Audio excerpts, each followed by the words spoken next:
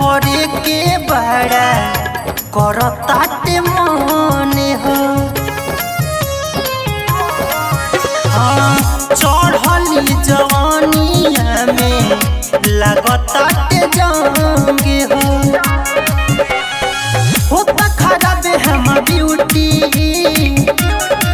राजा कलया के ड्यूटी लहंगा में काटताटे चिमटी राजा कलया के ड्यूटी लहंगा में काटताटे चिमटी।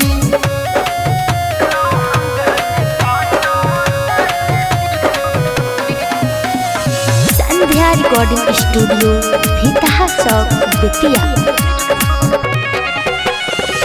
करत तंगे मोर चढ़ली जवानिया कहाँ हम जाई ए राजा बताव ना हो।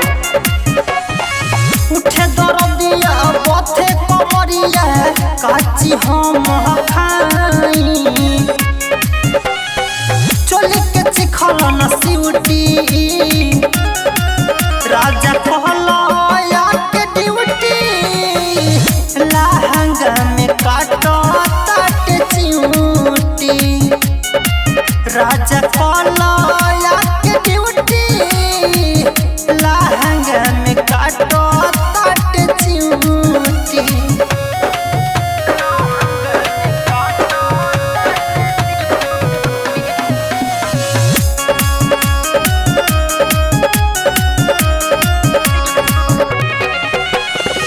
राइटर राजा दके दे दे मसैया सुनो हमें आजादी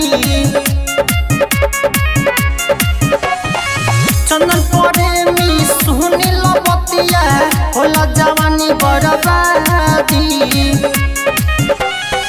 होता खराब हम ब्यूटी